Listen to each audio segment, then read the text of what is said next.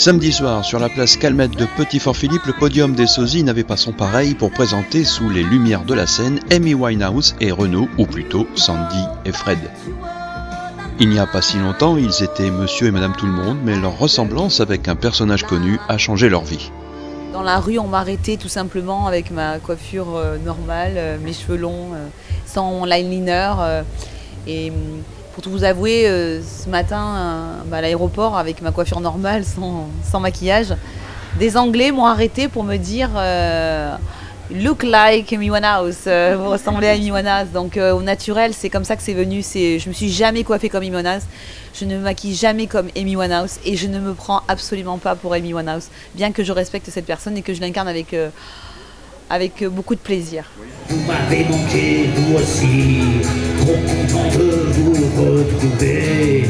Je veux continuer mon Moi, à la base, je suis auteur-compositeur, je suis parisien, donc je jouais dans les cabarets parisiens. Je faisais la manche aussi, accessoirement. Et en fait, j'avais 2-3 chansons de Renaud à mon répertoire. Et il se trouve que souvent les gens venaient me voir et me disaient « Mais vous n'êtes pas le frère Renaud ?»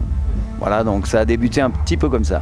Et puis c'est comme une machine qui s'emballe. Peut-être pour le jeu, l'envie d'une autre vie, tutoyer les étoiles le temps d'un instant, partager un bonheur éphémère, une notoriété sous des traits presque identiques, connus, reconnus par le public, la consécration inattendue arrive.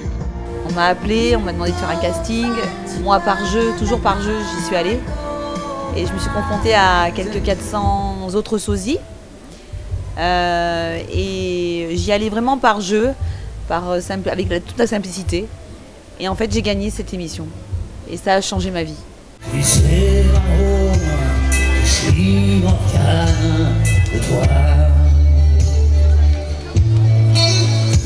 Il y avait des photos de moi qui circulaient.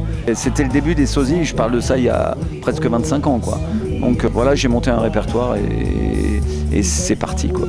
C'est parti, c'est même parti un peu trop vite parce que en tant qu'auteur-compositeur, j'avais un peu aussi l'impression des fois de me perdre et j'ai arrêté pendant presque 10 ans de le faire. Parce que justement, j'en avais marre qu'on m'appelle Renaud. On peut être sosie, mais finalement ne pas être taillé pour le monde des paillettes, incarner un autre personnage que soi-même. Il faut pouvoir se montrer, monter sur scène, ce qui n'est pas toujours facile.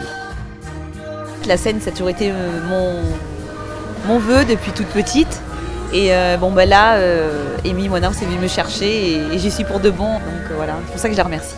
Et en fait, pour tout vous avouer, quand j'ai gagné cette émission, que ma vie a changé, je me suis intéressée à cette belle personne. Et en fait, je mesure 1m60 comme elle. Et là, c'est étrange en fait. Pour moi, c'est devenu étrange. Parce que, quelque part, beaucoup de sosies mettent des lunettes de soleil pour ressembler un peu plus au personnage. Et moi, non, au contraire, la couleur de mes yeux, c'est la même. On me parle de réplique, on me parle de sœurs jumelles, on me parle de ressuscité, voilà. Moi, j'appelle ça la mémoire collective. Et on a tous une mémoire collective des choses.